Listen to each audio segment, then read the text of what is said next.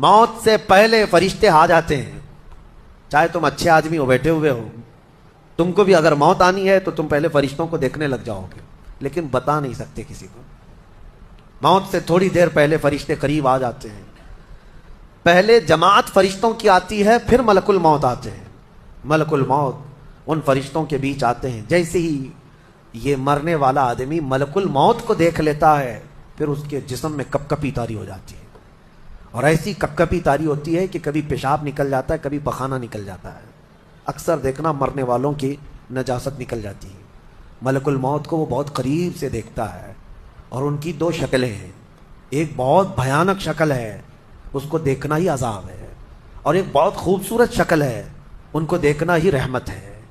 وہ نیک بندوں کی روح نکالنے کے لیے جب جاتے ہیں تو خوبصورت شکل میں جاتے ہیں، اور جب گنہگاروں کی روح نکالنے جاتے ہیں تو بھیانک شکل میں جاتے ہیں، اور ان کو دیکھتے ہی مرنے والے کا جسم پیلا پڑ جاتا ہے، پیشانی اکھڑ جاتی، آنکھیں پھٹی رہ جاتی، اور پھر خرخرا آنے لگ جاتا ہے، یعنی خر کی آواز تیز ہو جاتی ہے۔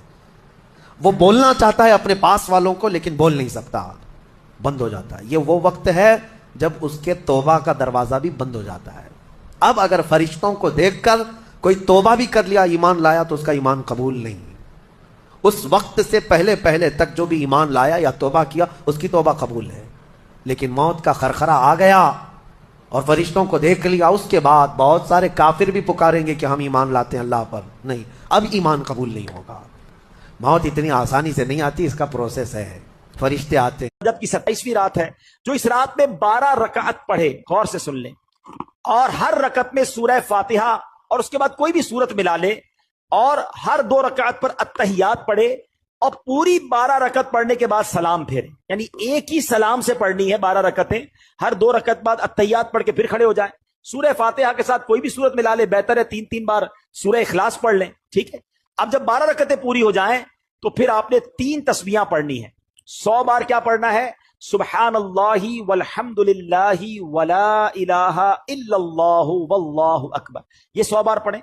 پھر 100 بار استغفار پڑھ لیں، استغفر اللہ استغفر اللہ ربی من کل ذنب واتوب الیہ، یہ پڑھ لیں، اور پھر 100 بار درود پاک پڑھ لیں۔ جب یہ وظیفہ کمپلیٹ ہو جائے تو نبی پاک فرماتے ہیں، اپنی دنیا اور آخرت کے لیے جس چیز کے بارے میں دعا مانگے گا اور صبح کو روزہ رکھے گا، اللہ پاک اس کی سب دعائیں قبول فرمائے گا، سوائے اس دعا کے جو گناہ کے لیے ہو۔ معاذ اللہ اگر کوئی اپنے گناہ کے کام کے لیے دعا کرے گا تو وہ قبول نہیں ہوگی۔ اللہ پاک ہم سب کو عمل کرنے کی توفیق عطا فرمائے۔